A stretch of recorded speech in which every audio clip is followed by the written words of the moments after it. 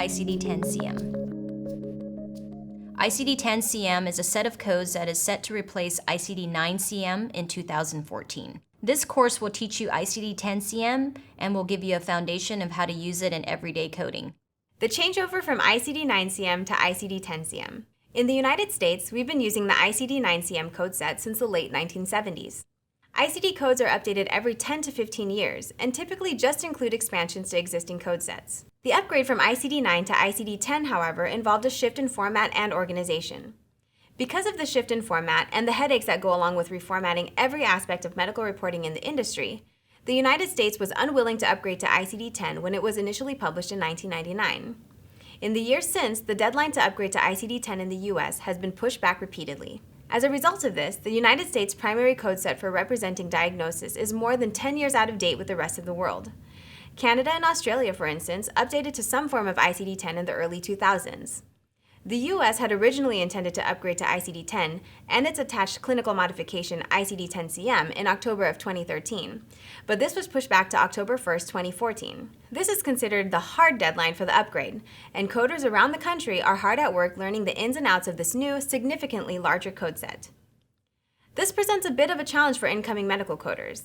The ICD-9-CM set is still in use today, and coders must be able to use it quickly and efficiently. But the ICD-10-CM upgrade is looming, and coders must also be able to use that code set effectively. Adding to the complications is the fact that for 2 years after the upgrade, ICD-9-CM codes will still be used in sort of a transitional phase, meaning coders must be able to move between code sets freely. With that challenge laid out, let's take a look at ICD-10-CM and discover more about this new and important element of health informatics: the code itself. As we mentioned, ICD-10-CM code is similar to ICD-9-CM in what it does, but distinct in its format and layout. Where ICD-9-CM is 5 digits and almost entirely numeric, ICD-10-CM is 7 characters and entirely alphanumeric.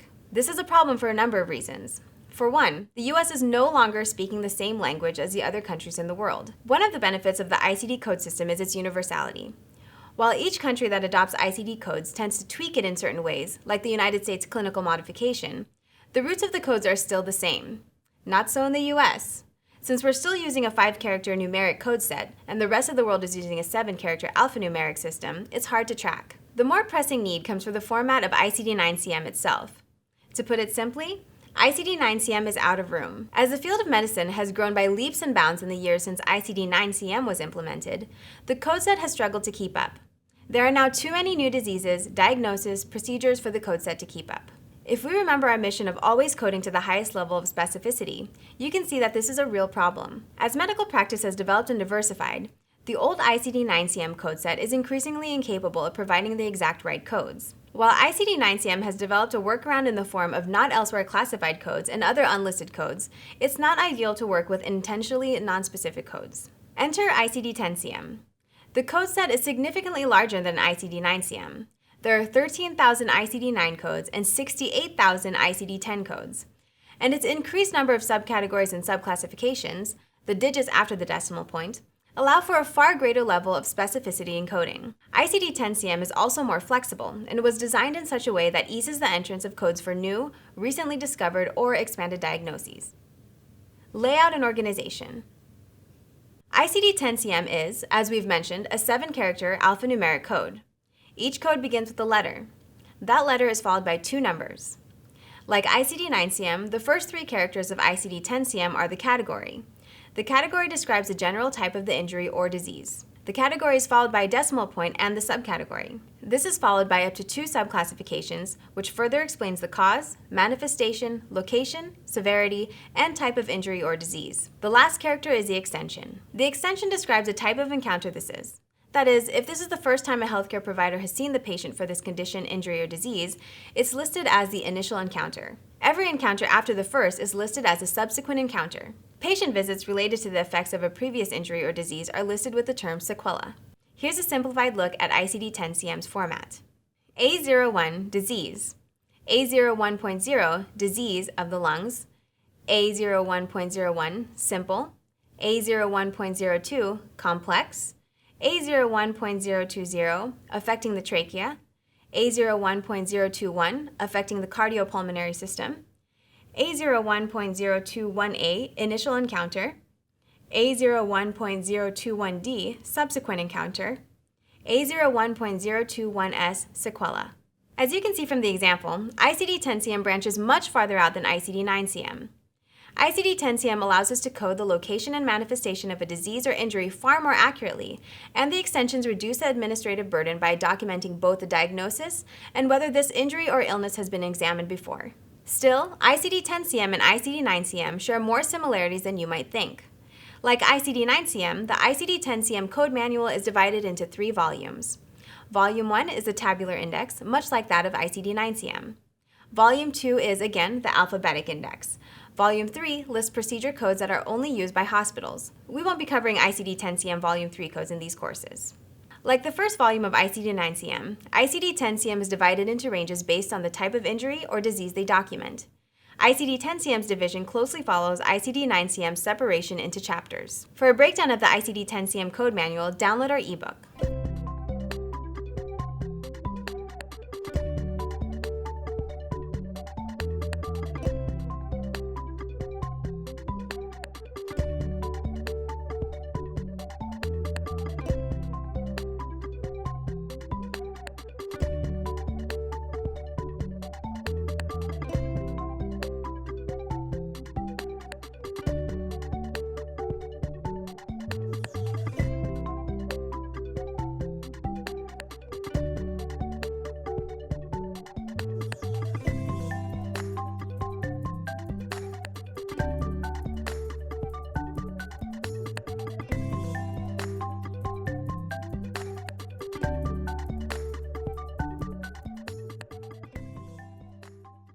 What's different, as you may imagine, is the levels of detail to which all of these codes can go.